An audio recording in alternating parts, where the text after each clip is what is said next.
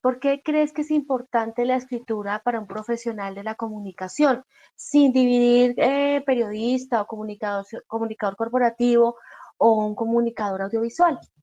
Claro que sí. Mira, es que un poco lo que estábamos hablando en la sesión del miércoles era que la escritura es uno de los elementos que son la base de muchos trabajos, no solamente artísticos, sino también científicos y profesionales. La mayoría de las cosas pasan por la escritura antes de convertirse en el producto final. Por ejemplo, una composición musical pasa por la escritura. Un guión para una película de cine o una obra de teatro pasan por un proceso de escritura. Eh, Incluso la planeación de algunos procesos dentro de las diferentes áreas pasan por escritura. Luego la comunicación, digamos, en ese sentido amplio, entendido como ese proceso de llevar un mensaje a través de un lenguaje, pongámoslo en la teoría básica de Shannon, a través de un lenguaje, ese proceso de llevar el mensaje a través de un lenguaje, pues requiere de un proceso seguramente de codificación de ese lenguaje. ¿Y cómo se codifica ese lenguaje? Pues a partir de la escritura.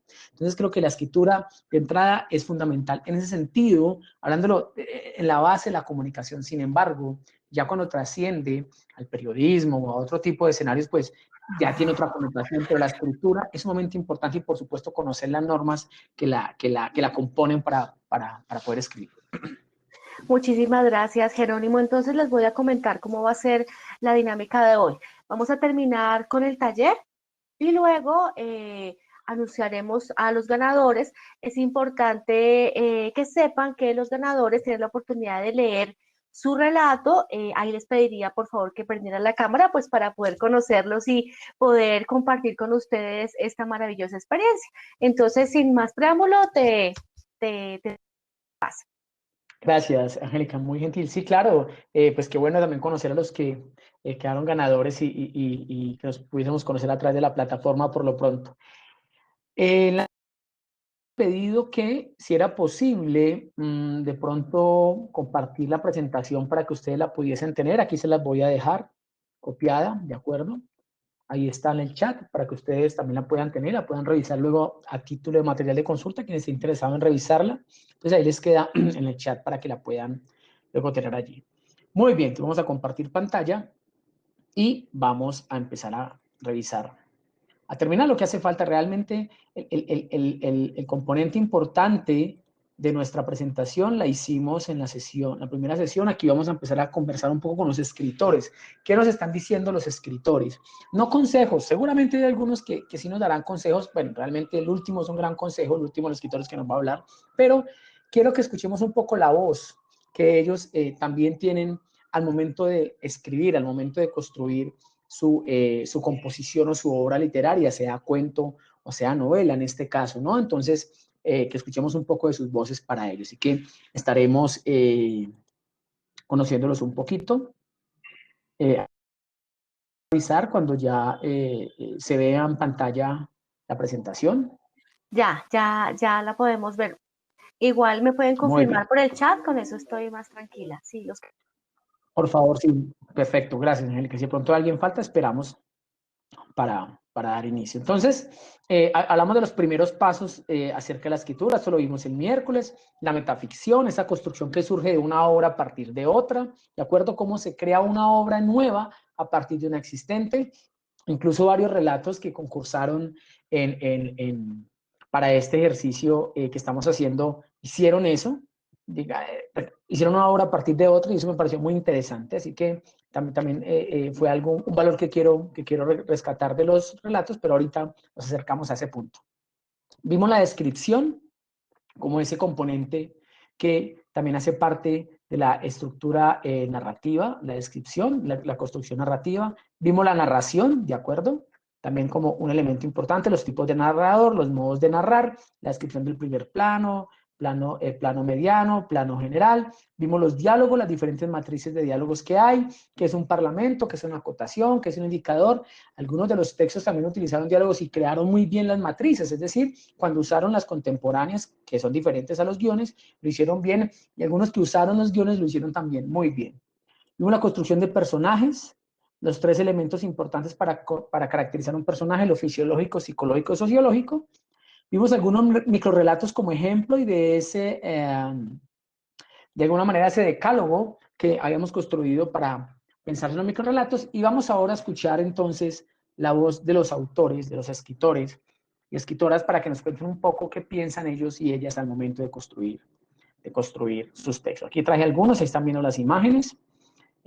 Vamos a hacerlo al azar, empecemos con Ana María Matute, que la tenemos aquí en la mitad. Ana María Matute es una escritora española, de acuerdo, ya falleció.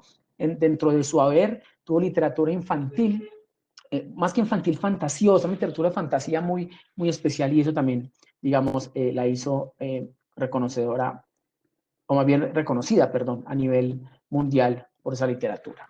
¿Qué dice Ana María Matute acerca de la escritura? Dice, la palabra es lo más bello que se ha creado, lo único que tenemos los seres humanos. En el resto nos parecemos a los animales. La palabra es lo que nos salva. Es el arma más importante que tenemos. Es aquello que nos diferencia a los animales. La palabra y la sonrisa. Ahí le agrega ese componente. Para mí es algo fundamental. Incluso con la palabra me siento como una pobrecilla. ¿Qué sería de mí si no pudiera hablar? Inclusive, eso también se suma a la pregunta que ahora Angélica nos hacía, y era, ¿por qué es importante que en comunicación sepamos escribir? Porque usamos un código que es el código, en este caso, la palabra. Y la palabra está dentro del marco de eso que se puede hablar y se puede decir. En ese sentido, efectivamente, Ana María Matute, pues, complementa esa respuesta que quería dar también para ustedes. Metemos ahora a José Lezama Lima. ¿Qué nos cuenta don José Lezama Lima alrededor de la escritura? Él es un escritor cubano, ¿de acuerdo? Un escritor cubano, muy reconocido, al igual que Guillermo Cabrera Infante, y al igual que otros escritores también importantes y contemporáneos como Leonardo Padura, por ejemplo. José Lezama Lima dice, lo que más admiro de un escritor, que maneje fuerzas que lo arrebaten, que parezca que van a destruirlo, que se apodere de ese reto y disuelva la resistencia, que destruya el lenguaje y que cree el lenguaje, es decir, que sea capaz de transgredir el lenguaje y volverlo a crear. Un poco lo que dice él ahí. ¿Cuándo uno puede darse el lujo de transgredir el lenguaje? Cuando uno lo conoce muy bien. Eso es importante. Conocer el lenguaje, conocer la lengua, su sintaxis, su ortografía y su gramática, conocerla en detalle, nos da la potestad, de alguna manera, de poderlo transgredir, de poderlo cambiar, de destruirlo, un poco como plantea Lezama Lima acá. Y en esa transgresión del lenguaje, pues también aparece el arte, ¿no? El arte, una de sus funciones, entre varias, es la de transgredir, y esa transgresión, evidentemente, aparece puesta allí. Que durante el día no tenga pasado y que por la noche sea milenario. Es decir, seguramente Lezama Lima usaba las noches más para dedicarse a ese ejercicio de escritura. Que le guste la granada, que nunca ha probado, y que le guste la guayaba, que prueba todos los días. Granada puede ser la granadilla, ¿no? Digamos que tal vez en Cuba la llaman así. Que le guste la granada, que nunca ha probado, y que le guste la guayaba, que prueba todos los días. Que se acerque a las cosas por apetito y que se aleje por repugnancia. Es decir, Lezama Lima dice, quiero que a mí un escritor todo lo que puede obtener a partir de lo que vive. Eso es lo que está diciendo Lezama Lima ahí. ¿Cómo el escritor se alimenta entonces de todas esas condiciones, esas posibilidades de alimentarse de todo lo que lo rodea? ¿Recuerdan un poco en el decálogo? Vimos todo lo que hay en la vida puede ser un cuento. Eso es efectivamente lo que dice Lezama Lima ahí. Cómo todo lo que lo rodea, lo que me rodea, se está convirtiendo en este momento en un proceso que termina siendo escritural. ¿Hay alguna pregunta hasta el momento? Perfecto.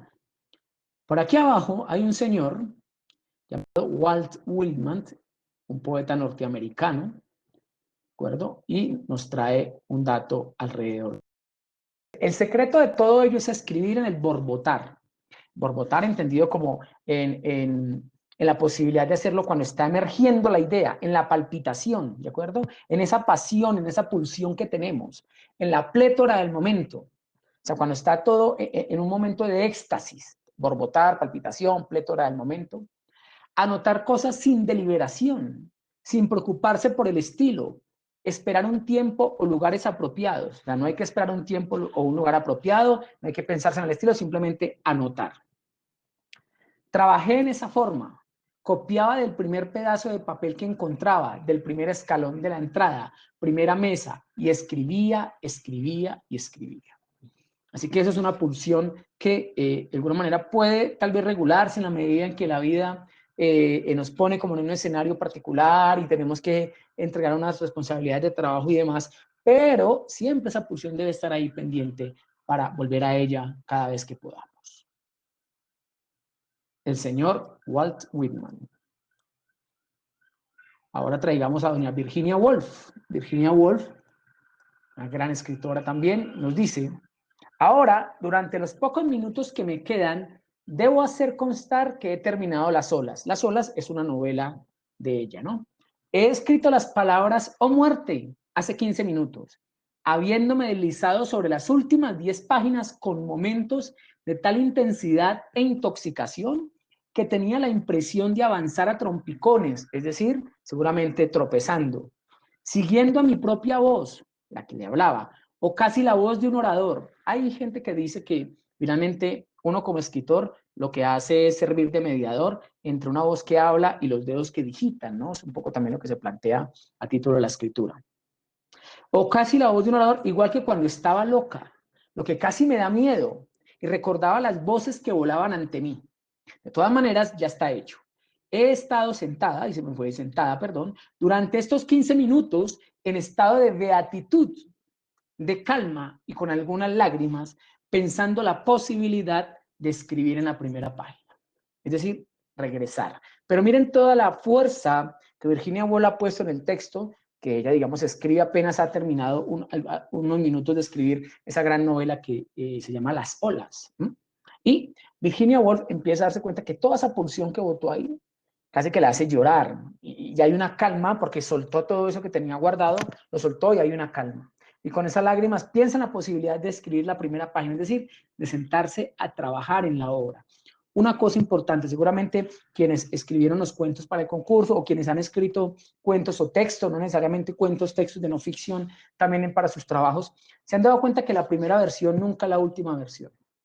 Para eso hay que ser un genio, para lograr que de una sola versión salga una muy buena versión. Hay que trabajarla. Y eso es lo que ocurre ahí. Virginia Woolf dice, ya boté todo lo que tenía que decir de esta novela de Las olas, pero ahora tengo que sentarme a reescribirla y empezar a trabajarla. Muy bien. Busquemos a otro que nos hable. Vámonos Y con ahí el te señor. quería preguntar algo de mi parte, ¿por qué es tan importante la reescritura, ¿no? Quisiera escuchar tu opinión. Ok, vale.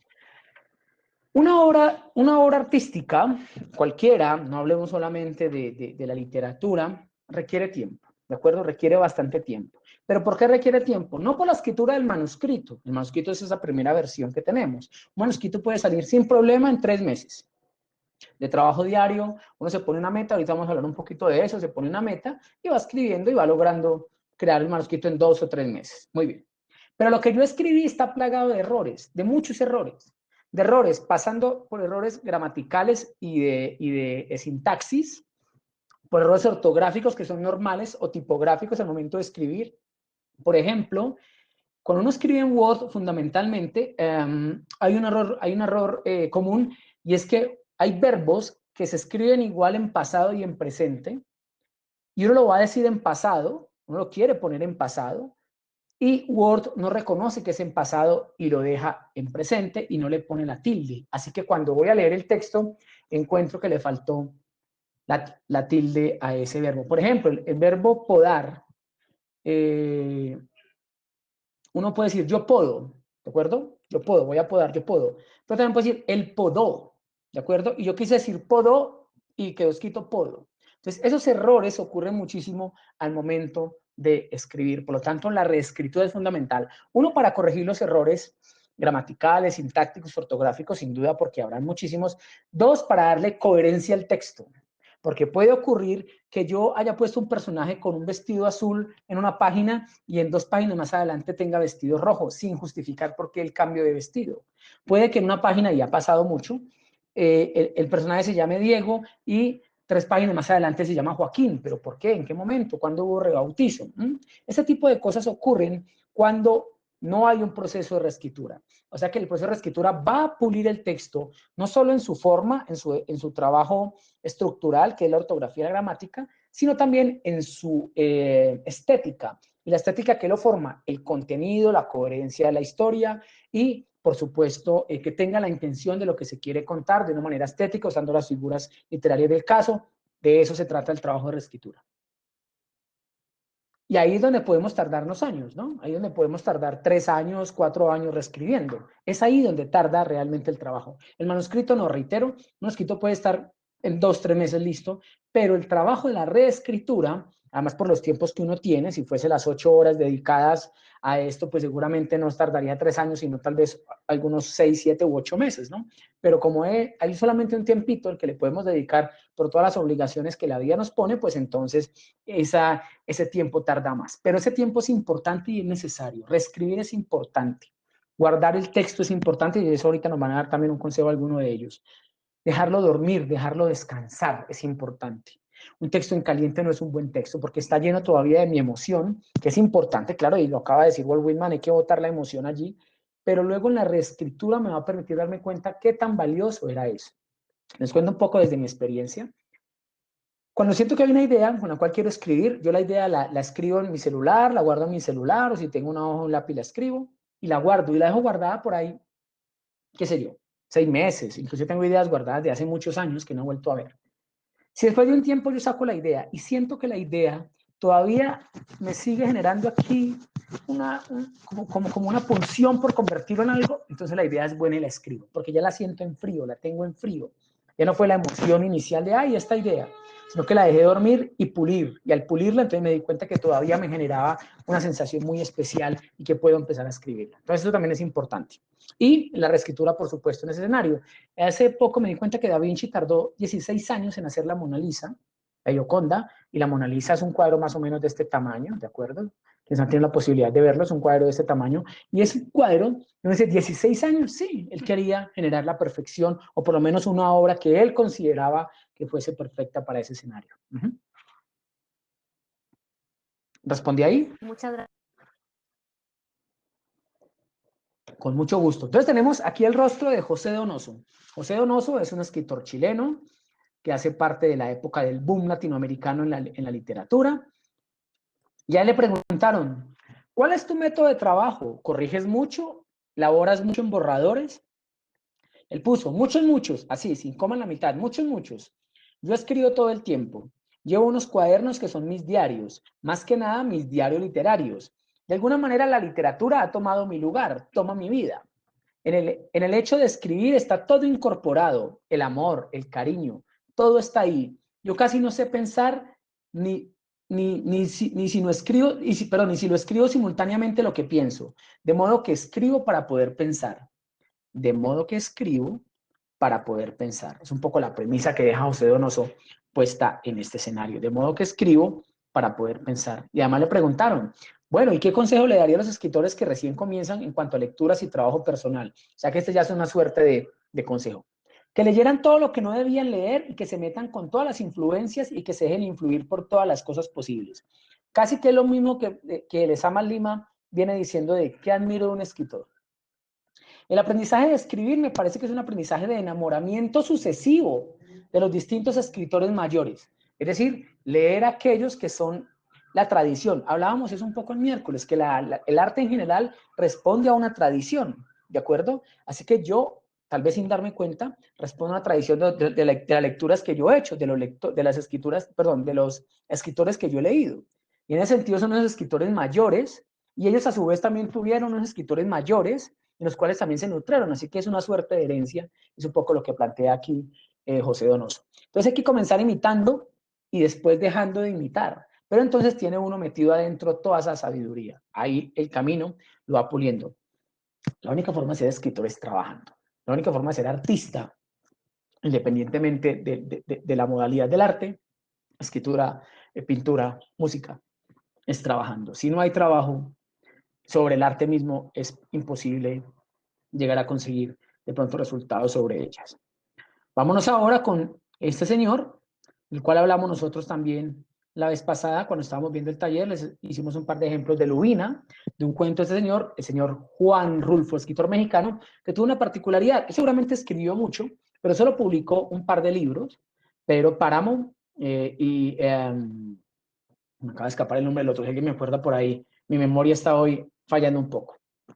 Y sobre esos dos libros se armó toda su literatura, no hubo necesidad de hacer más. Es ¿Ya no decir, llamas?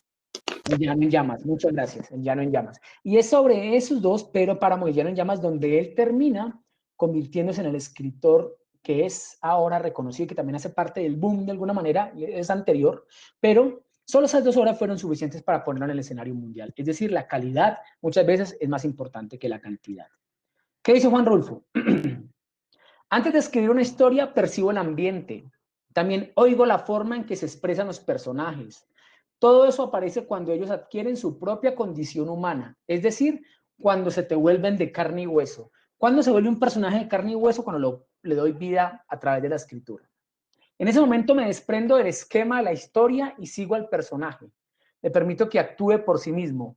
Cuando este mecanismo queda construido, sé que como cuento funciona. ¿Qué ocurre? Julio Cortázar, un escritor argentino, también muy reconocido por su novela Rayuela y por supuesto por toda su literatura y sus cuentos, en alguna entrevista mencionaba y decía que él sentía que los personajes le hablaban, es decir, que de alguna manera los personajes le iban pidiendo qué tenía que poner, y efectivamente ocurre de esa manera. Uno decide si a eso le da largas o no. ¿En qué sentido? En que si le da largas, pues tendrá que ser responsable de lo que ese personaje haga y tal vez te aleje de la historia. O si no, irlo recogiendo para que la historia no se vaya a desbordar. O cambiar el rumbo de la historia, que es otra opción. Digamos que eso es posible y evidentemente también me identifico con Juan Rulfo en ese sentido, de cómo se desprende de la historia y va bien lo que hace es seguir al personaje a ver hacia dónde lo va a llevar. Pero sí, eso sí ocurre también. ¿Alguna pregunta hasta el momento, Angélica, de pronto? ¿Tuya? Ay, perdón, ¿tuya o de alguien más? Sí, del profesor Jairo Valderrama. Para conocer los mejores modelos de la literatura, ¿todo escritor o todo aspirante a escritor debe leer los clásicos? Debe leer, yo pensaría que, inclusive ahorita con Stephen King nos daremos cuenta de ello, debe leer, yo creería que los clásicos, lo contemporáneo, que lo contemporáneo no solamente es aquello que está paralelo a nosotros, sino también lo que está un poco atrás. Por ejemplo, Gabriel García Márquez de literatura contemporánea, marcado dentro del hito histórico de lo que es la contemporaneidad, y leer los que están al mismo nivel, ¿de acuerdo? Eso es lo que uno tiene que leer. Y por supuesto aquello que tal vez nos parezca malo, porque aquello que nos parezca malo nos va a permitir darnos cuenta de eso que no debo hacer. Y es importante también saber eso, qué es lo que yo no debo hacer. Entonces, leer eso que tal vez nos parece malo, que es un tema subjetivo, ojo, es un tema subjetivo, ¿de acuerdo? También nos puede dar pautas para aprender eso que no debemos hacer. Así que los clásicos son importantes, los clásicos son muy importantes, ¿de acuerdo? De Dickens para atrás, ¿listo? O de José Eustacio Rivera en La Vorágine para hacia atrás, que de alguna manera es un clásico, clásico colombiano. ¿Mm? Pero también los contemporáneos, porque es que hay un movimiento, hay un cambio en la forma de escribir. La literatura de Vladimir Nabokov es muy diferente a la que hizo Shakespeare, por ejemplo. Entonces, hay un cambio, hay una ruptura, hay un proceso que se modifica. Entonces, ¿cómo entender ese proceso? Es leyendo toda la trayectoria, digamos, de evolución histórica de la literatura. Es importante. No para estudiar literatura, digamos que, por supuesto, esto que estoy mencionando seguramente hace parte de los estudios literarios, sino para entender que somos una tradición y que respondemos a ese proceso. Ir casi que al origen, por decirlo así, entre comillas, que son los clásicos, es importante, ¿de acuerdo? Pero no podemos olvidar que hay un proceso contemporáneo en el cual estamos nosotros ahora. Por ejemplo, inclusive esto va en un tema de la forma. ¿Por qué las novelas de Dickens, ¿de acuerdo? O las de Balzac, ¿qué otro para recordarme aquí? Wilkie Collins, son novelas de grueso calibre, son novelas bastante gruesas. ¿Y por qué la novela contemporánea más bien es una novela corta, no?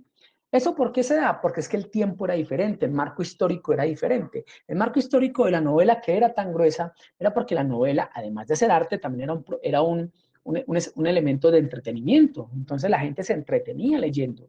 No hay televisión, no hay internet, no hay otros medios diferentes de entretenimiento. Existía el teatro seguramente y también existía la novela. Pues, entonces ahí efectivamente nos encontramos con un nivel de entretenimiento bastante grueso. Inclusive Dickens publicaba sus novelas a través de entregas semanales en los periódicos, ¿no? Entonces la gente compraba el periódico para empezar a leer el nuevo capítulo de la novela de Dickens. Luego eso se convirtió en un libro. Eso era el entretenimiento de la época. Entonces, ¿qué pasa? La época va cambiando, nuestra vida cambia, las tecnologías aparecen, otras formas de entretenimiento empiezan a aparecer y las novelas, que son arte, pero que también entretienen como entretiene una canción. No podemos decir que la música no nos entretiene, como nos entretiene una película de cine, como nos entretiene seguramente una pintura, además de ver la belleza que tiene. La literatura también. Entonces, las novelas se van haciendo más pequeñas y eso responde, todavía hay novelas gruesas, por supuesto, ni más faltaba, pero la tendencia responde a ese proceso, inclusive hasta de mercadeo, pero ese proceso que está relacionado con el cambio, el tiempo que cambia. En ese sentido, también la forma en que se escribe va cambiando. Así que los clásicos, bienvenidos, pero hay que entender también el proceso contemporáneo. De Sharif dice, pero sí, no hay un secreto más allá de la dedicación y tiempo, hay muchas joyas ocultas perdidas en la historia. Y Carlos Cruz te pregunta, ¿cuáles son sus novelas favoritas y por qué? Ok, muy bien. Una novela maravillosa que amo, llaman Monseñor Quijote, es una novela del escritor inglés Graham Greene, premio Nobel de Literatura, no estoy mal, no.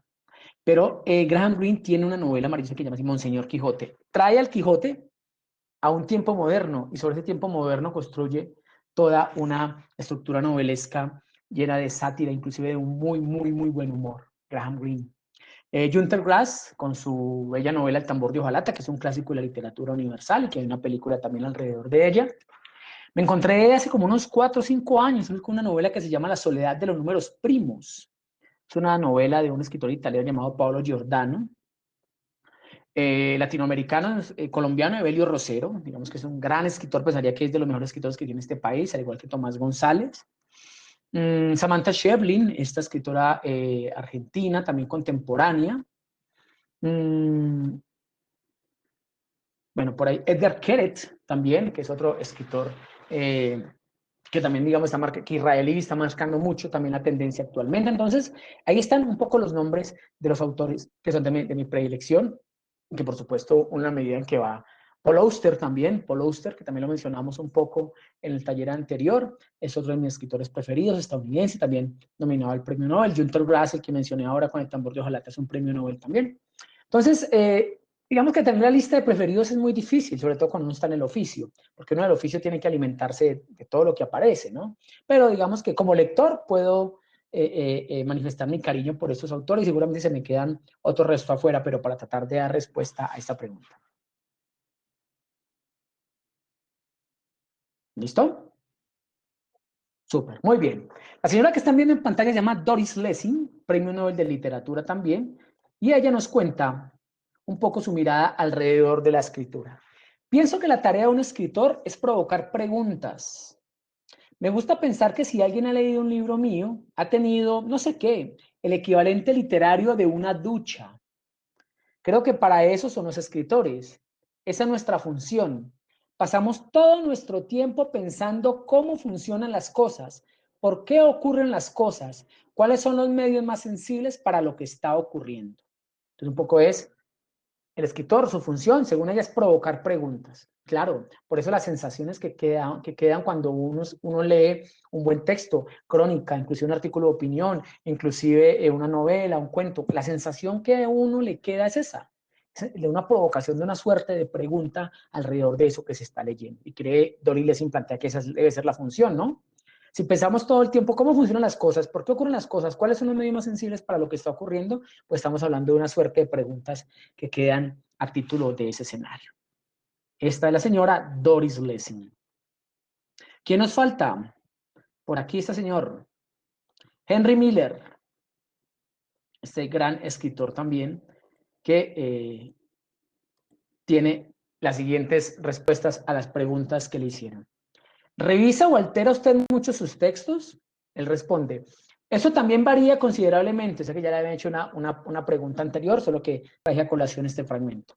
Yo nunca corrijo ni reviso mientras estoy escribiendo.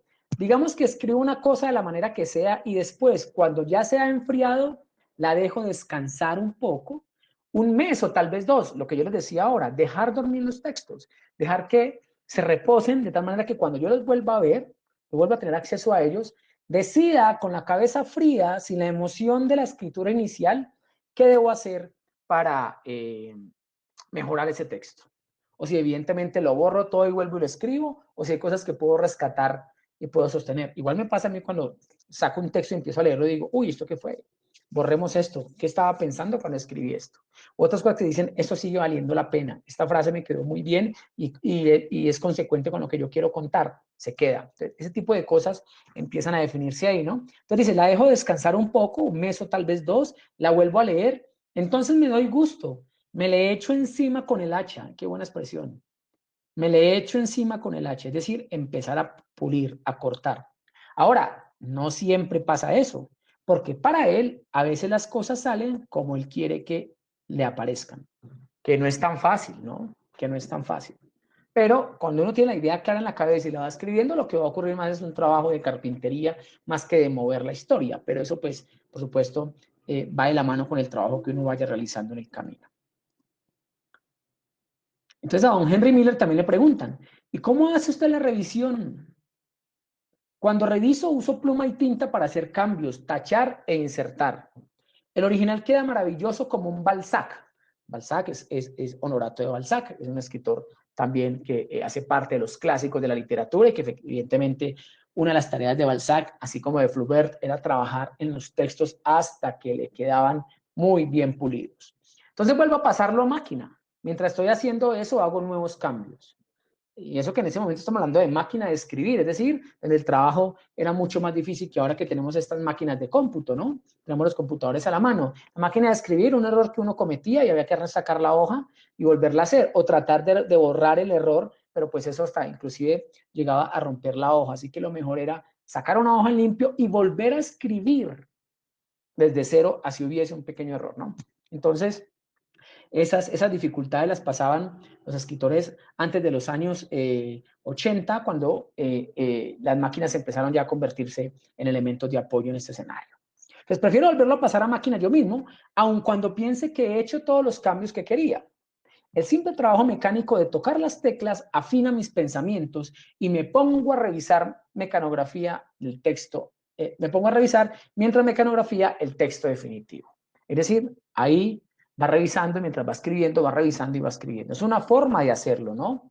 Hemingway, por ejemplo, escribía de pie. Era una de las digamos, cuestiones un poco también de marca personal, ¿no? Escribir de pie. Entonces, digamos que cada quien tiene ahí su manera de hacerlo. ¿Quién nos falta? A ver, por aquí, creo que este señor. Y les presento a uno de los escritores más reconocidos a nivel mundial por ser uno de los escritores de microrrelatos. El señor Augusto Monterroso, al igual que Ana María Shua, otra gran escritora argentina dedicada a los microrrelatos. Él ha sido muy reconocido por un microrrelato muy famoso que se llama El Dinosaurio. Tal vez ustedes lo han escuchado. Y ese microrrelato pues ha sido, digamos, como la muestra de que es posible hacer cuentos cortos de casi 2 líneas de escrito. ¿Qué dice Monterroso? Uno es dos. El escritor que escribe, que puede ser malo, y el escritor que corrige, que debe ser bueno. A veces de los dos no se hace uno. Y es mejor todavía hacer 3.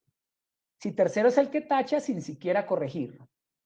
Y si además hay un cuarto que lee y al que los 3 primeros trate de convencer de que sí o de que no, o que debe convencerlos a ellos en igual sentido, es decir, si el texto va, si no va, qué cambios va a tener, si no los va a tener. No es esto lo que quería decir Walt Whitman con su soy una multitud, pero se parece bastante. Es decir, uno finalmente como escritor tiene varios roles. El que escribe que puede ser malo y el que corrige que debe ser bueno. Entonces observen, y esto también se apunta un poco a la pregunta que ahora me decía Angélica, de ¿por qué es importante la reescritura? Porque es que cuando el que escribe que puede ser malo, se queda solo con una versión, la versión es mala, de entrada.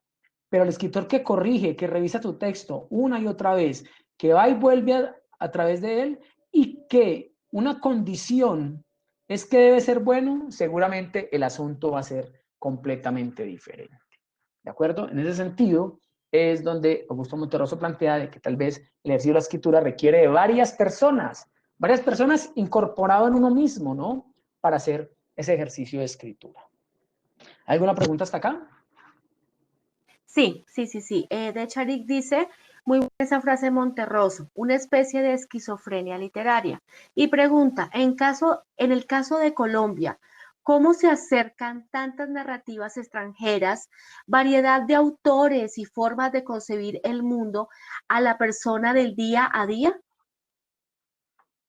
Cuando hablamos de la persona al día, es que cualquier persona, no entendí ahí. Sí, lo entiendo como un ciudadano de a pie. Si me puedes confirmar de Charik. Y me repites la pregunta, perdóname, Angélica. Sí, en el caso de Colombia, ¿cómo se Ujú. acercan tantas narrativas extranjeras, variedad de... Un momento, se me fue acá la pregunta. En el caso de Ah, perdón. Colombia, ¿cómo se acercan tantas narrativas extranjeras, variedad de autores y formas de concebir el mundo a la persona del día a día? Y luego él aclara, ¿culturalmente la brecha es muy grande o así se percibe Ah, ya. culturalmente? Ok, muy bien. A ver, sí, hay un asunto ahí que tiene que ver un poco con los bienes culturales, el acceso a bienes culturales. Entiendo un poco ya la mirada con la aclaración que él hace, con el acceso a bienes culturales. Si respondo a tu pregunta, me escribes si bien o si de pronto no la respondo del todo, también puedes escribir y yo te ayudo a tratar de resolverla también con lo que de pronto haga falta. El acceso a bienes culturales, infortunadamente, en los países latinoamericanos no responde a la misma condición cultural en la cual todos nos movemos. Eso lo notamos, digamos, en los países con las diferencias tan abismales como, como nuestro país y realmente Latinoamérica. Digamos que eso es un asunto que no solamente responde a Colombia, sino a Latinoamérica en general, a pesar de que hayan países como Argentina o México que digamos que esa brecha cultural pareciese no ser tan grande, pero también tiene esa situación. Sí, es difícil que autores de todas las latitudes que empiezan a moverse en el país lleguen a muchos lectores o lleguen a la gente de a pie, a la gente que evidentemente también tiene la posibilidad de acercarse a ellos. Hay una cosa y es que no toda la literatura llega a Colombia. Los libros que llegan a Colombia es porque han decidido las editoriales que pasan por Colombia. Pero hay libros que no conocemos en Colombia y que seguramente habrá que salir para tener acceso a ellos. Hay que tener en cuenta eso, que no toda la literatura está atravesando a Colombia, que no todo lo que llega a las librerías es la literatura. No. Simplemente lo que las editoriales han decidido que pasa por Colombia, que es diferente.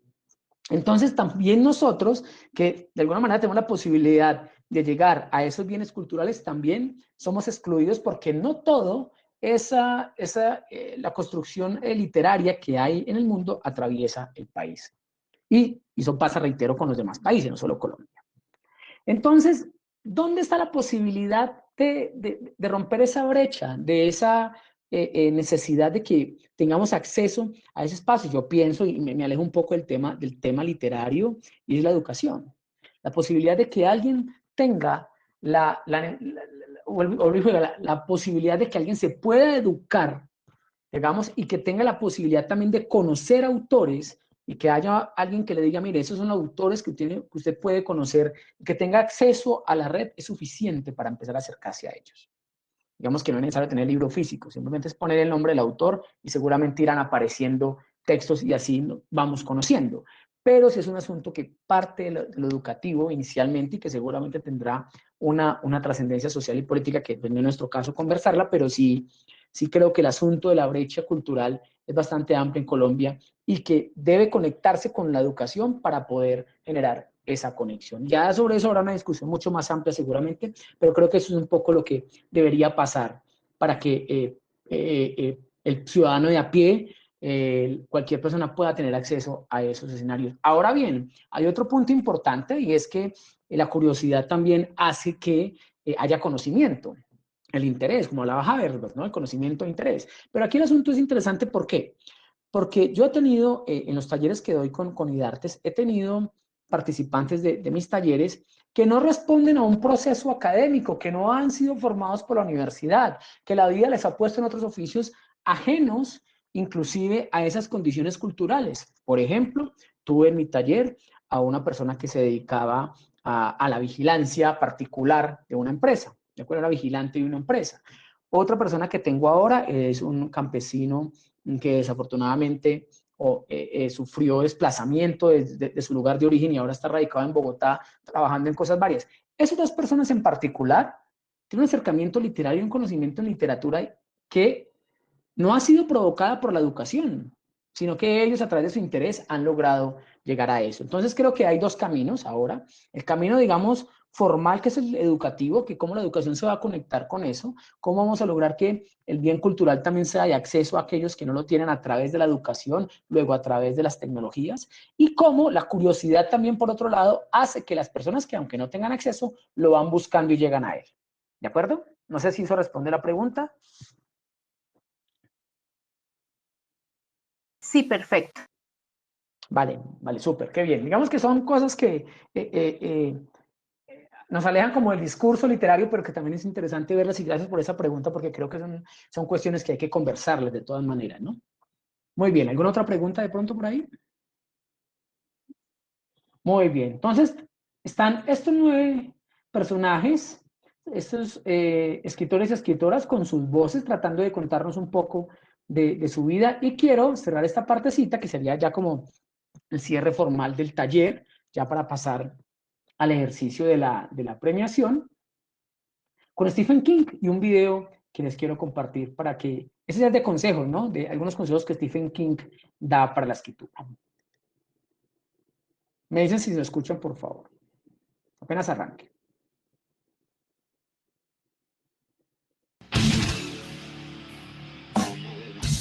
Sí, sí se escucha.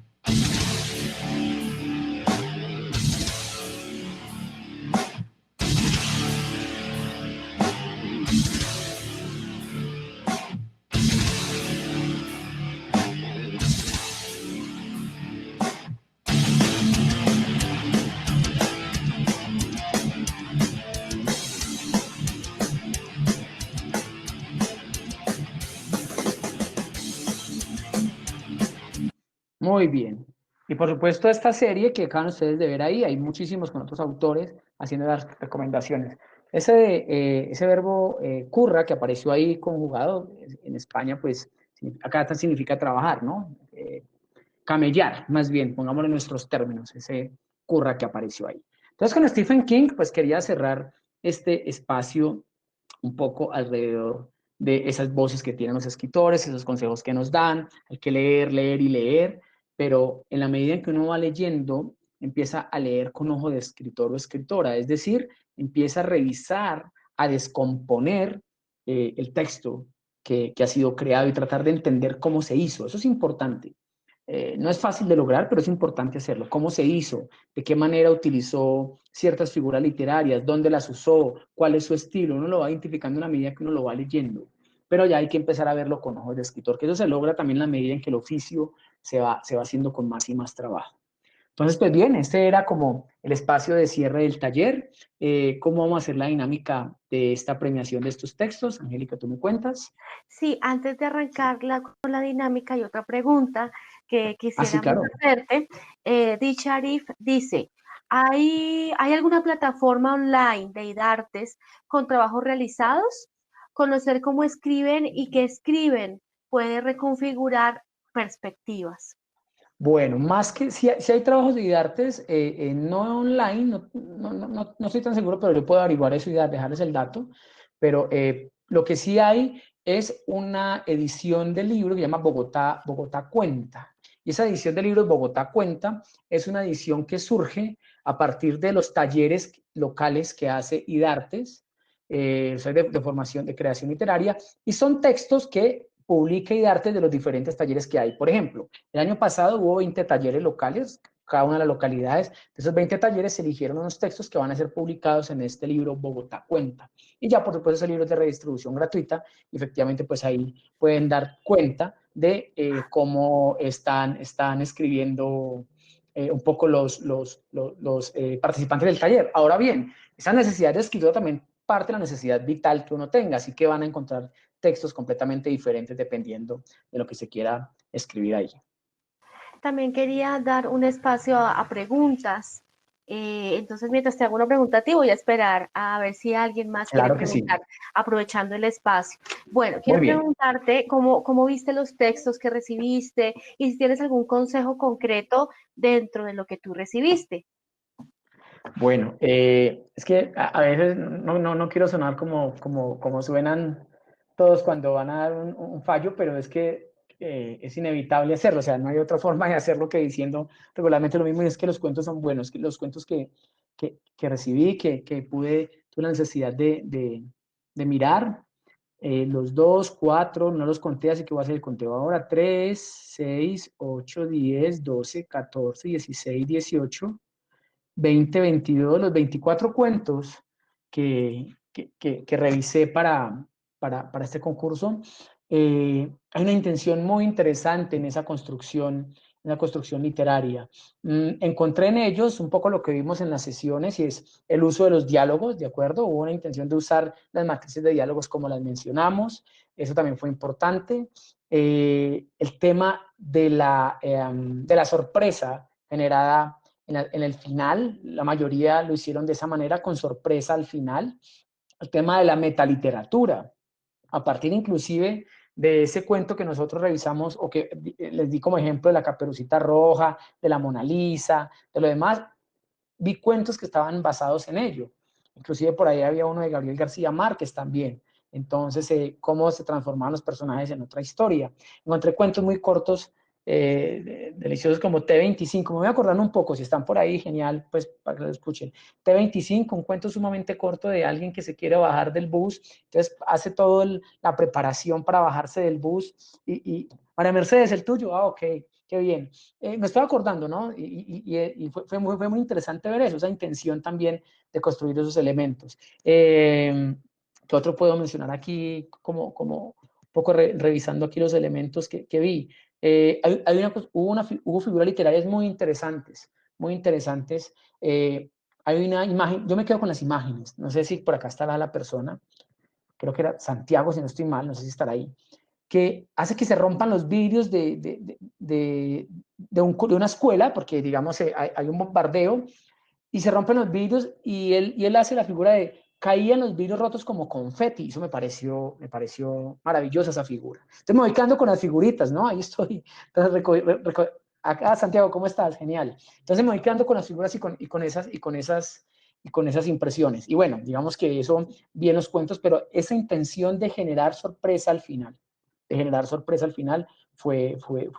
digamos, lo que más rescato de los textos, pero también la intención de usar aquello que vimos en la sesión. Eso me gustó muchísimo también. A pesar de ser una sesión, digamos, corta por el tiempo, pero que haya dejado esa semilla o esa sustancia para luego convertirla en un producto, estuvo perfecto, estuvo perfecto.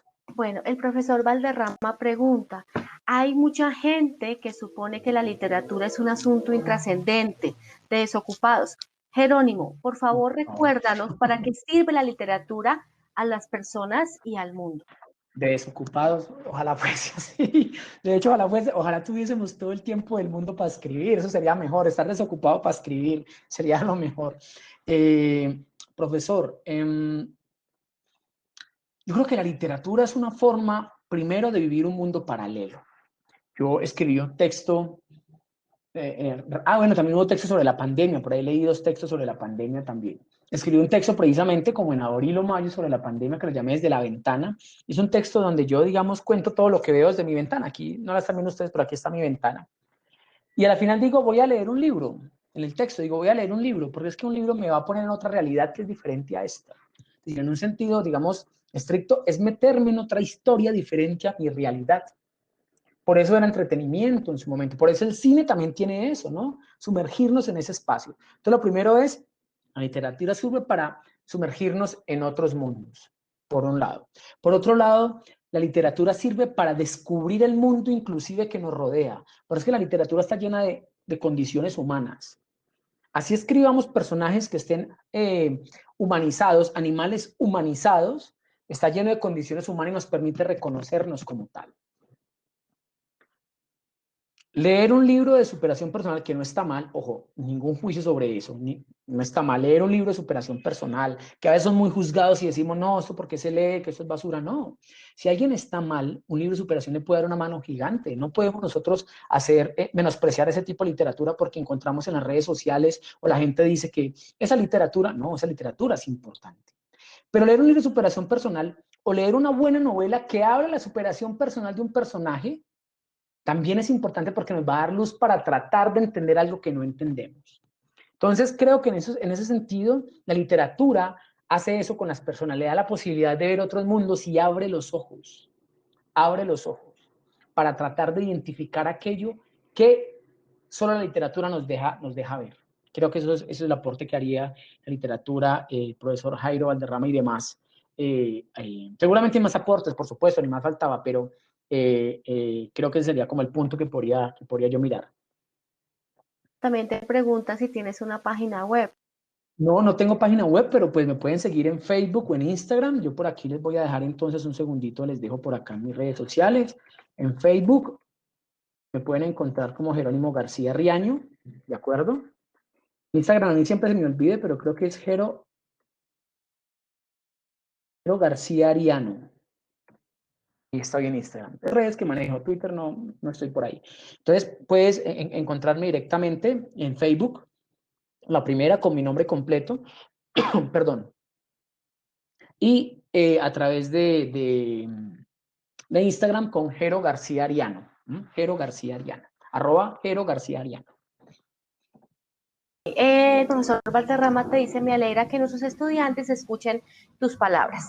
Qué ¿No? lindo, no, qué lindo. Me alegra eso también que pueda ser posible. Bueno, vamos a arrancar. ¿La idea cuál es? La idea es que arranques, bueno, quiero preguntarte por qué vamos a entregar 3 menciones. Al principio eran Bueno, tres, ok. eran 3 y 2 Y menciones dos solamente. menciones. Uh-huh. Buena pregunta, Angélica. Sí, pues es que yo ahorita detrás de cámara le decía a Angélica, ¿pueden ser 3 menciones? Por eso que encontré textos buenos que yo decía, no merecen no estar ahí en la mención, ¿de acuerdo? No merecen no estar ahí en la mención. Entonces, por eso le pedí a ella que hiciéramos una mención más, para que fuesen, digamos, 3 ganadores y 3 menciones. En ese sentido, pues 6 textos que tuvieran la posibilidad como de estar en el podium, ¿no? En ese caso, pero fue ese el criterio, Angélica, ver que evidentemente habían buenos textos y que decía, no, es más, podrían haber sido más menciones, pero sé que no era posible, entonces por eso pedí unita más. Bueno, muchísimas gracias y felicitaciones a este talento de la sabana. Y entonces vamos ok, sí, María Mercedes, justamente eso les iba a decir, que los que vayamos mencionando, la idea es que puedan prender la cámara. Ustedes me mandan acá en el panel de moderación la petición y yo les prendo la cámara para que puedan leer, para que puedan leer el relato. Entonces arranquemos con esa mención, esa tercera mención Muy que bien, tienes. Y no sé si Valentina está ahí, un segundo voy a hablar con él. por favor. Yo voy conversando mientras tanto, vuelvo y menciono la intención que encontré en los textos. Hay cosas por corregir, por supuesto. Son textos que hicieron seguramente con una velocidad para tratar de entregarlos para este espacio, pero a pesar de eso, son textos que tienen esa intención de contar una historia, ¿de acuerdo? Y en ese sentido, pues, quiero felicitarlos y felicitarlas por eso. El trabajo de pulido seguramente llevará mucho más tiempo, qué sé yo, un texto de estos más pulido, más trabajado en un par de meses seguramente tendría otra connotación diferente. ¿Ya? Perfecto, listo. Entonces arrancamos y con referencia a esto, la idea cuál es? La idea es para la publicación en la esquina delirante, la idea es seleccionar estos relatos luego Jerónimo le echará una revisadita para poder pues, publicarlos, porque en el espectador sí nos piden bueno, que tengan un mínimo de calidad, ¿listo? Entonces, pues arrancamos. Muy bien. ¿Te parece bien, Angélica, te hago esta propuesta? Si en la medida en que yo doy digamos, primero las menciones y luego los ganadores, ¿doy una mención lectura o cómo crees que sea Sí, mejor? yo pienso que mención y Ok, la lectura de perfecto. los chicos. Muy bien. Entonces, el orden establecido en las menciones fue un orden simplemente porque había que hacer un orden de arriba hacia abajo. No implica que uno sea mejor que otro, sino hace parte como un poco el orden que estaba establecido ahí. Entonces, de la mención de honor, una de las menciones de honor está para el cuento El Poste, de Isabela Hurtado. ¿Estará Isabela por ahí? Isabela Muy está bien, acá. aquí está Isabela. Genial. Súper. Perfecto, Isa. Hola Isabela, ¿cómo estás? ¿Podrías, por favor, solicitarme la cámara? María Fernanda del Brigar va a entrar en el tema, pero si puedes, por favor, poner en tu... Ahí aparece cámara, Isabela. Exacto, ya te doy permiso.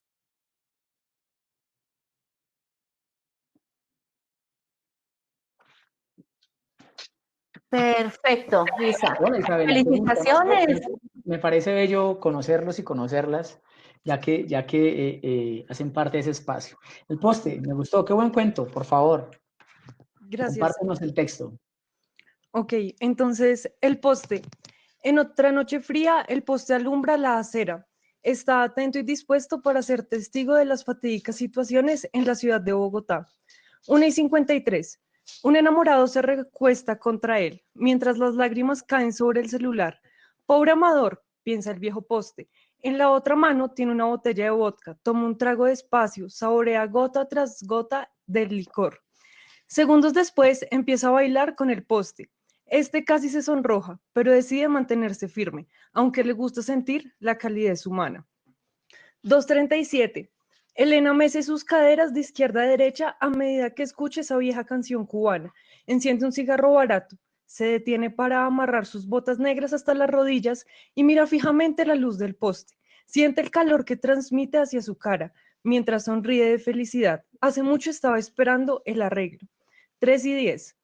En medio del poste, Elena y el enamorado se miran tímidamente. A ella le han devuelto su cuchillo afilado. Sabe que puede volver a matar. Él no quiere conseguir más vodka. Conoció a una linda señorita en medio de Bogotá. En la mañana siguiente, el desgastado poste termina de limpiar la sangre del metal. Como es usual, no quiere que nadie se escandalice para que más noctámbulos lleguen para poder atestiguar las nefastas historias de Bogotá.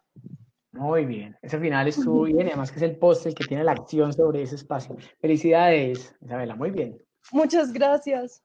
muy bien, Felicitaciones, Isabela. súper, qué bueno Y conocerte. Bueno, igual a todos, ti y muchísimas gracias por todo el conocimiento y por este espacio. Me alegra mucho que te haya gustado y que te sirva además. Eso es lo más importante, que lo puedan utilizar, conocimiento aplicado que llaman por ahí. Sí, muchas gracias. muy bien. Ahora el Bien, siguiente. vamos con la otra mención de honor, el amigo de Mario, de Lorena Rodas. Sí, Lorena estará por ahí. Lorena Rodas, Sí, hola. por aquí está, ahí nos habló. Muy Listo. bien. Entonces, ¿Nos pide cámara?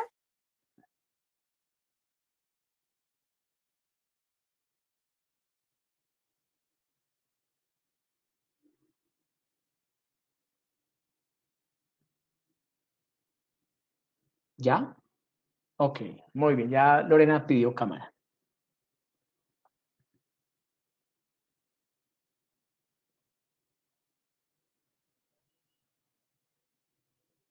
Puedes volverla a pedir, no te veo, porfa. Ahí Ya Hola, se está. está conectando. Ya se está conectando, Lorena. Hola, Hola, Lorena, ¿cómo estás? Qué Hola. gusto conocerte. ¿Qué tal todo? bien, gracias. Súper. Lorena, entonces, el amigo de Mario, te escuchamos. Ok. Ese día era importante para Mario. Tenía que comportarse como un hombre. De lo contrario, perdería ese nuevo trabajo que le habían conseguido. Otra vez. Lo único que le impedía salir de casa era un problema gravísimo. Había peleado con su mejor amigo, y no solo peleado, le había gritado, estrujado y hasta lanzado, pese a haber prometido no hacerlo más. Su amigo, por otra parte, estaba inmóvil y sereno, como siempre, ubicado pacíficamente en una de las esquinas de la diminuta habitación, justo enfrente de Mario, quien se había encogido y arrinconado como un perro arrepentido en busca del amor de su amo tras haber dañado uno de sus calcetines favoritos. El amigo de Mario, por otro lado, estaba sonriendo, como lo había hecho desde el día que se conocieron por primera vez, gracias a la recomendación de un doctor amigo de la familia. Ahora, el amigo regordete y de poca estatura de Mario estaba de un color más pálido que entonces, y varias de las marcas de su rostro contento ya se habían borrado con el tiempo. Pero igual miraba con gran sonrisa al hombre nervioso y ansioso. El gordo amigo de Mario ya lo había acompañado antes en situaciones así, de estrés. De hecho, se había convertido en el acompañante oficial de todas las ocasiones especiales y sabía mejor que nadie la ansiedad que sufría Mario por conocer a nuevas personas, porque, según Mario, este mundo estaba lleno de gente loca y despistada, pero no su amigo. Él era el único que comprendía el estrés que debía soportar a diario. ¿Me perdonas?, dijo Mario, tras unos segundos en silencio, haciendo un puchero. Su amigo no dijo nada, solo lo miró alegre. ¿Sabes? Eres el único que me comprende bien, continuó, y entonces sonrió ampliamente, así como su amigo le había enseñado. Mario se puso en pie y con tan solo un par de pasos llegó a la esquina frente a él, tomó la pelota de cara sonriente, se la metió al bolsillo y salió a enfrentar otro día lleno de locos. Maravilloso. Qué lindo ese final de Lorena. Muchísimas gracias. Ese enemigo imaginario, ¿no? El que todos tenemos por ahí. Hace poco hablaba yo de eso y bueno, me recordó mucho esas épocas también de mis amigos imaginarios. Súper, Lorena, muchísimas gracias y qué bueno conocerte. Felicidades. Bueno, muchas gracias. Felicitaciones. Muy Listo, bien. el siguiente. Del conflicto y los claveles, de Gabriela Parra. Ay, Gabriela Parra. ¿Estás ahí? Muy bien, acá está. Sí, no la veo por aquí. Seré yo Sí, que no estoy. ya, un segundo. A ver si ya. Un momento. Ahí está, Hola. listo. Hola. ¿Estás feliz? No la veo. Sí. Sí, ¿La ves? no me lo esperaba. ¿La ves? ¿No Bien. la ves? No la veo. A ver, esperemos. ¿No la ves? No. Voy a apagar la Ya cámara. está cargando. Sí, ¿ya está cargando? Sí. Listo. Ok. Gabriela, hola Perfecto. Gabriela, ¿cómo estás? Qué gusto. Hola, ¿Cómo vas? ¿Qué tal? muy bien, Bueno, gracias. léenos tu texto. Bien, entonces, del conflicto y los claveles. Las dos mejillas achatadas sobre el barro, una de la madre, otra del hijo. La brisa era fría, la tierra húmeda también. Incómodo por la presión ejercida sobre su frágil cuerpo, el infante se removía. Los brazos delgados de la madre, que no era más que otra chiquilla, rodeaban su pechito, y en un siseo bajo rezaba el Padre Nuestro. Una bota se hundió en el barro, luego otra. La madre se dobló sobre el cuerpo como un armadillo, sirviendo de caparazón para el niño. Un chapoteo les vibró hasta las mejillas. No la vio cerrar sus ojos, pero la sintió encogerse. El niño hipó de miedo. El seguro metálico se movió del sitio. El cañón apuntó hacia el ruido. Los pájaros volaron. El sol se ocultó. La bota se hundió nuevamente en el barro, pero esta vez se alejó. El suspiro que tenía atravesado se mezcló con la tierra y el hijo finalmente lloró. Muy bien. Es un texto de bastante sentido, pero hay una particularidad de ese texto, Gabriela, ya que estás ahí, es que está escrito línea a línea como si fuese un poema en verso libre. O sea, es un Ok. cuento, pero la estructura del cuento está escrito como si fuese una suerte de verso libre, que va casi que verso a verso, línea a línea. Reitero, no es un poema, por supuesto, pero la estructura del texto sí tiene esa composición de tipo poético. Sí. Entonces, felicidades por eso también. Y si no lo Vale, sabías, ya lo sabes, que ahí estaba. Vale, súper, bueno, gracias, Gabriela, fue un gusto conocerte. igual. Bueno, Esas vamos son las por ese. menciones de honor que teníamos para este espacio, entonces ya tú me dirás si empezamos de una vez con los ganadores.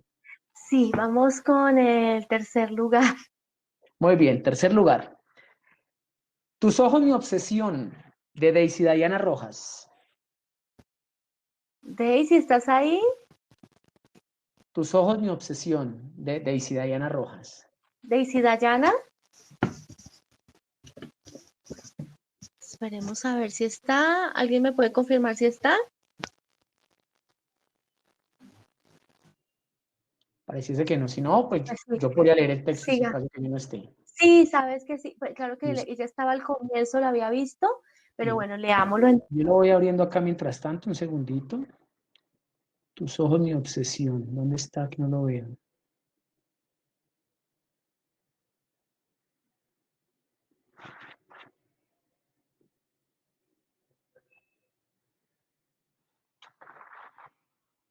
Muy bien. ¿Empiezo ya o apareció Daisy?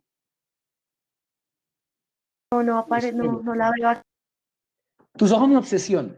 Nubes grises pintaron el cielo. La tormenta comenzó a cantar. Todos se empezaron a ausentar.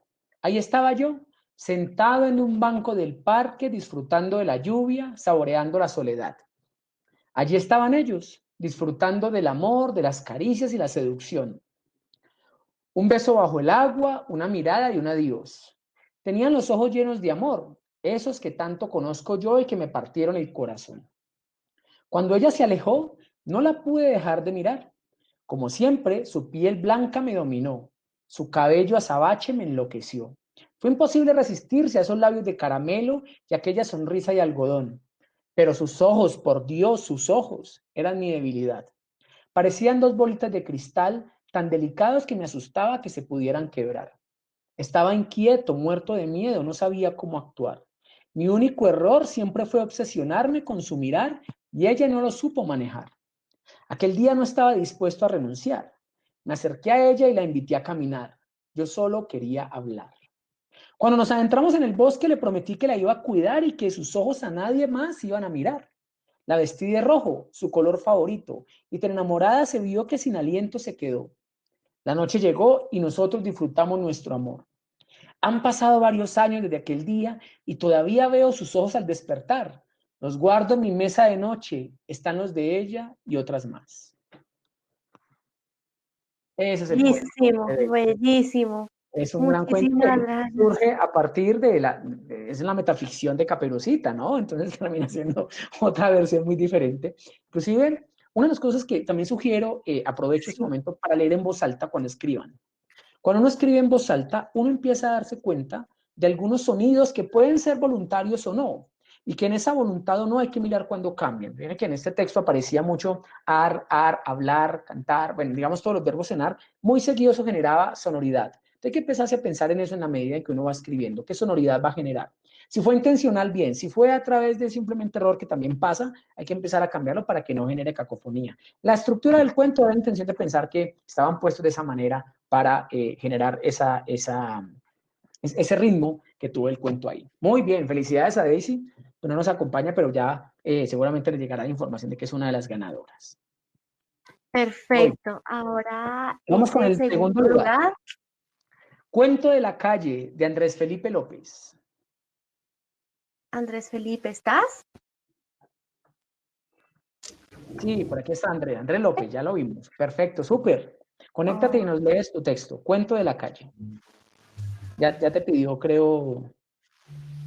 Sí. Dámosle 2 segundos. Creo que a mí me llega tardecita la... No, está despacio, 1 segundo. Ok, muy bien.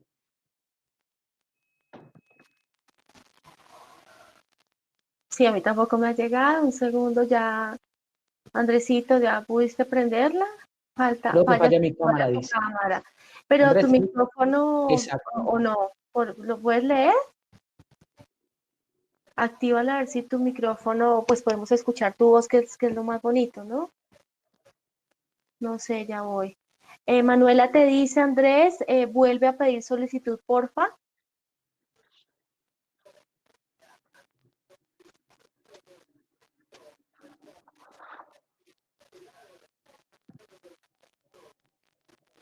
Problemas técnicos siempre pasan. Sí, sobre todo en este Problema técnico. sí que siempre se dan. Igual no hay prisa. En caso de que no, pues si Andrés me permite, yo vuelvo y lo leo, si hay dificultades. Manuela, ¿cómo ves el proceso? Manuela es la persona que nos está ayudando en producción. Perfecto, gracias Manuela. No, No, no te sale la no solicitud. sale solicitud. Andrés.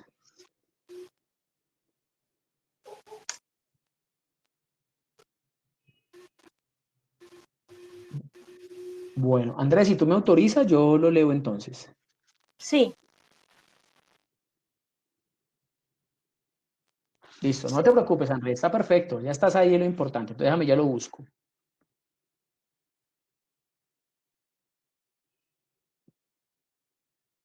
Muy bien. Se llama Cuento de la calle.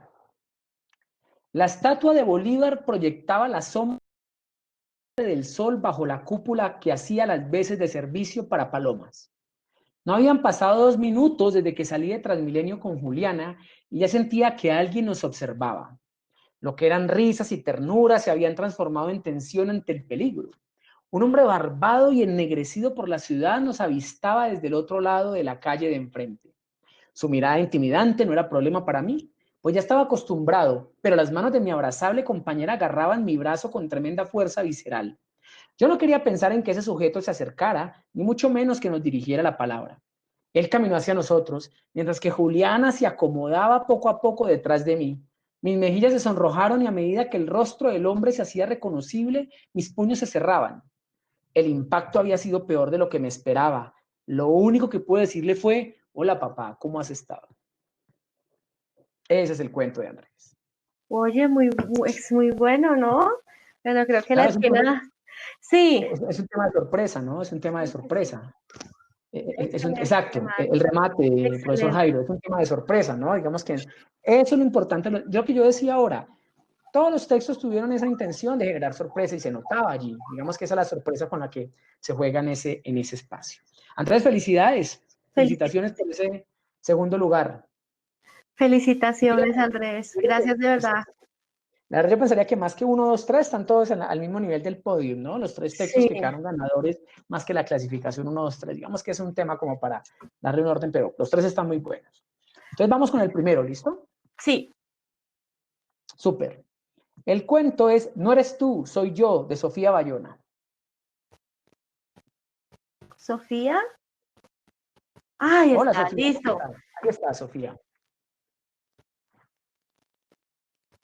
Ya está Perfecto. pidiendo ser conectada. Hola, Hola, Sofía, qué gusto. ¿Cómo estás? hola, bien, muchas ¿Cómo vas? bien. Bueno, entonces, súper, muy bien. Léenos tu texto, por favor. Vale, entonces, no eres tú, soy yo. Lucía iba en camino a la casa de Marco. Paso practicaba lo que iba a decir. Ya no está funcionando, tenemos planes distintos. No significa que no nos vamos a volver a ver. No, muy genérico, tenía que ser más personal. Las últimas semanas he sentido que necesito tiempo para mí y creo que tú también. Mejor. En todo caso, mejor que la verdad, mejor que decirle que ya no siente nada de atracción por él y que esto puede deberse a las comparaciones inevitables en su cabeza entre Marco y Andrés, su secreto mejor guardado. Mejor que confesarle que ya no soportaba sus ronquidos, sus quejas ni sus chistes sin gracia. Y definitivamente mejor que contarle que se iba de con Andrés y que no sabía cuándo volvería. Tocó el timbre y el tiempo se acabó. Tenía que hablar con él y salir de allí. Marco abrió la puerta con una copa de vino en la mano. Siéntate, le dijo. Le entregó la bebida y fue directo a la cocina. Lucía pensó en decirle que no, cuanto antes mejor, pero se sentó por pura cortesía y bebió el vino por pura ansiedad. Cuando Marco se sentó a su lado y le ofreció un pedazo de torta, Lucía no pensó en que era la primera vez que él cocinaba algo exclusivamente para ella. Tampoco reparó en el sabor levemente amargo del postre, mientras tragaba grandes bocados con el fin de acelerar el proceso. Justo cuando tenía las palabras, creo que deberíamos terminar, atoradas en la garganta, Marco se excusó un momento y salió de la casa. La mujer delgada y pequeña que lo esperaba afuera le preguntó de inmediato, ¿cuánto le pusiste? Le puse las 40 gotas, contestó él, mientras le entregaba unos billetes. Con eso le aseguras un par de años, luego hay que renovar, y partió. Pasaron 2 años y Lucía comenzaba a dudar de su decisión de comprometerse con Marco. Sus ronquidos le molestaban y sus chistes ya no le causaban gracia. Tomó un sorbo de vino para relajarse mientras se preparaba para comerse la torta que Marco le había cocinado. Ah, muy bien. Hay una cosa interesante en ese texto, Sofía, y es cómo resuelves, hay un punto de giro, además, digamos que el requisito era una cuartilla, una página, hay un punto de giro que ni siquiera yo tratando de descubrirlo, haciendo el ejercicio de tratar, yo traté eso con los textos, de descubrir qué iba a pasar, lo que logré encontrar, o sea, fue una doble sorpresa para mí porque no me esperaba eso, y es un poco, vuelvo y juega, la fortaleza de los microcuentos, de los cuentos cortos, de una página o de máximo dos, es eso, crear sorpresa, más contar historia, pero crear sorpresa, ese golpe que genera ese wow que Gabriela puso ahora del texto anterior. Eso es lo que deben generar los textos cuando uno los lee. Así que, genial, felicidades, Sofía, por ese premio en este caso. Ay, muchas gracias y gracias por el taller, estuvo muy No, chévere. qué bueno, y qué bueno que lo puedas utilizar y qué gusto conocerte a través, aunque sea este medio. Igual, Sofía, gracias. Sofía, entre el vino y la torta, felicitaciones. Profe Jairo, puedes pedir la cámara para las últimas palabras. ¿Es posible que me puedan ayudar de producción? ¿Puede estar acá con nosotros? Mientras pasa eso, yo quisiera, Angélica, Sí, comentarte algo. Si bien, digamos, esto hace parte del marco del concurso, yo quisiera, pues por supuesto, muy cordialmente y sí. también con todo tu aval, eh, sugerir algunos cuentos de esos que no quedaron mencionados, de pronto para que tú más adelante tengas tal vez la posibilidad de Sí, poderlos poner en la esquina, pero es en la esquina lidante, pero de esos que no salieron acá, ya que los que no están aquí en esta hoja de ganadores y de mención de honor, perfecto. ¿vale? Pues si a ti te parece, lo podemos, digamos, hablar y mirar de pronto cuáles podría ser, ya con los requisitos que tiene la esquina. Digamos que esa es una edición especial por los cuentos Sí. del concurso, pero si te parece a ti, y a título de sugerencia, y por supuesto con tu aval, para que algunos textos de los chicos pudiesen estar, que no salieron acá, pudiesen estar también, no en el mismo tiempo, pero que tú vayas decidiendo cuándo pueden estar publicados en la esquina del Irante. Si te parece a No, ti. perfecto, no, me parece muy bien. Yo pienso que justamente la esquina, y tú lo sabes, fue creada para eso. La esquina del Irante es un espacio para los que no lo conozcan. Lo hemos compartido ahí en el link es un blog que tengo del espectador, precisamente para que cualquier persona que tenga algún microrelato y que quiera contar algo, el espacio está ahí sin necesidad de palancas. Eso es como el origen de esto, que no hayan palancas ni ningún obstáculo que, que impida pues que haya un texto muy bueno y que pueda ser publicado en el diario más antiguo del país, donde arrancó García Márquez, donde arrancó no, donde fue parte de su carrera y donde hizo parte de esas críticas cinematográficas tan importantes en la carrera del Nobel. Entonces, no, perfecto, me parece muy bien. Muy bien. Y el profe Jairo, está por ahí alguien de producción que me pueda ayudar a qué, a que entre dentro de nuestra conversación. Y, profe, quería preguntarte cómo viste los textos para que los muchachos puedan tener una evolución más específica de lo que estamos produciendo en la sabana. ¿Me preguntas o Sí, para...? Ah, ok, a ti. vale. Hay Mientras, cosas, hay cosas por mejorar, digamos que hay algunos temas de uh-huh, ortografía y gramaticales, otros tal vez de tipográficos, que es normal que eso ocurra, reitero, no es un asunto que sea solamente particular de este proceso, es normal. Habría que afinar un poco como algunos elementos que son los de trabajo, es decir, digamos que a pesar de que el concurso tenía esa característica de ser rápido para entregar los textos, hubo textos con muy buena intención y yo creo que con algo más de trabajo, de pulirlos un poco, de dejarlos dormir, de volverlos a sacar luego y darnos cuenta si funcionan o no, podrían pulirse bien. Yo creo que hay harto talento ahí, y seguramente no solamente en quienes participaron en nuestro taller, sino aquellos que tal vez no hicieron parte del taller, pero que están ahí pendientes de construirse como escritores, y hay harto talento, profesora Angélica, así que sugiero que hay que echar un ojito por ahí a ver qué más hay.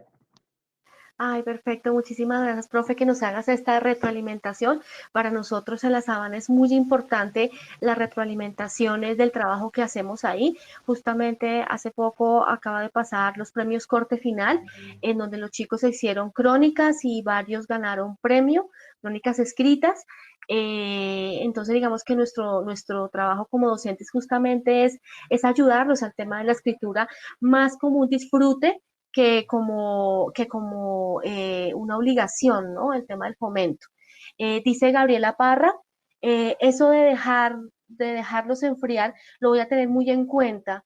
Me gustó mucho esa estrategia. Es lo mejor que puede ocurrir, Gabriela, es dejar dormir el texto sin dejar dormir la emoción. Una cosa, porque es que de todas maneras, el pan caliente sabe delicioso, el pan frío no tanto. Entonces, cuando uno come pan caliente, estamos felices comiendo pan caliente, pero cuando el pan se enfría ya no nos gusta mucho. Así pasa con los textos. El texto en caliente lo amamos, lo adoramos. Qué texto tan bello. Okay. Hay que dejarlo dormir un poco para que luego ya no nos guste tanto y poder revisar qué hay que hacerle. ¿De acuerdo? ¿Qué hay que hacerle? Si a ese pan duro hay que echarle de pronto un poco de crema para que nos sepa mejor. Entonces, si a ese texto, ¿cómo tenemos que empezar a trabajarlo para mejorarlo? Así que dejar enfriar un texto siempre es una recomendación que cualquier persona dedicada a la escritura, cualquier escritor o escritora te va a hacer, porque hace parte básica del trabajo para que un texto tenga calidad. Si no, es difícil que la tenga. En las clases yo siempre les digo, mientras el profe se puede conectar, que García Márquez también tuvo 20 años, Martín Caparrós, ¿viste? En el caso tuyo, ¿cómo fue ese comienzo? ¿Qué errores cometías y cómo lograste salir de eso, no? Bien. Yo soy de la escuela de talleres, ¿no? Yo, digamos, yo escribo desde que era muy niño, solo que no me había dedicado al oficio. Yo no me había dedicado al oficio hasta hace más o menos unos 10 años. Estoy dedicado al oficio de la escritura. Pero siempre había escrito desde niño, escribía un cuento por ahí cada año, cada 2 años, cada vez que tengo una idea en la cabeza. Y uno va descubriendo que hay un talento en la escritura, que uno tiene un talento para algo. Todos tenemos estrella para algo y nos damos cuenta en el camino que es.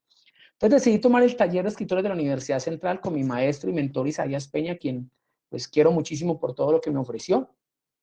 Y con Isaías Peña aprendí las herramientas, muchas de las herramientas que compartí con ustedes en este taller, hacen parte de esas herramientas de ese taller también. Y ya me dediqué al oficio. Y ahí es donde me empecé a dar cuenta que estaba cometiendo una serie de errores que antes no veía porque no tenía el conocimiento para poderlos ver. Que seguramente hubiese llegado a él, pero me hubiese tardado más a partir de las lecturas y todos los elementos que tenía que hacer. Entonces, ¿qué errores cometía? Por ejemplo, los errores de construcción de los guiones, por ejemplo. A mí me costaba mucho entender cómo funcionaban los guiones.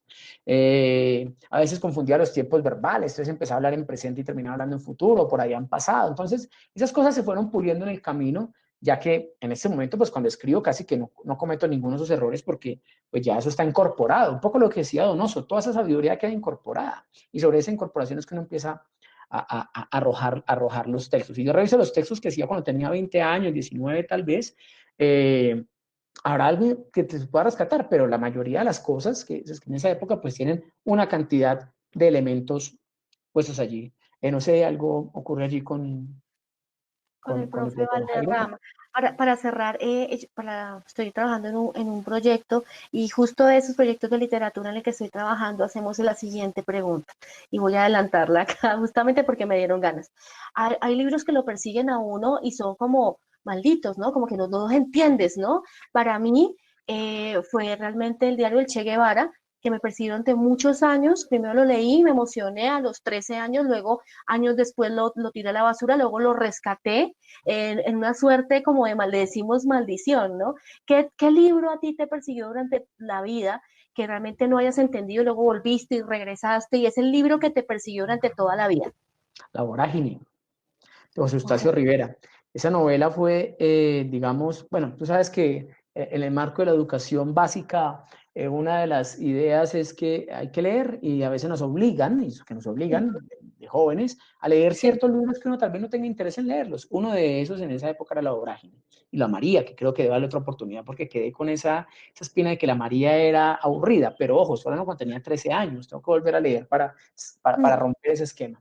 Entonces, cuando leí La Vorágine no la entendí muy bien, de hecho fue una lectura muy difícil, inclusive la abandoné. Y había otra opción para elegir otro libro, Siervo sin Tierra, recuerdo mucho, del maestro Eduardo Caballero Calderón, y leí ese clásico de la literatura colombiana, y bueno, con ese sí me entendí un poco más y logré hacer de Peralta y Peraltica, si no más, lo que más o menos me acuerdo, y logré hacer un trabajo que había que entregar para español.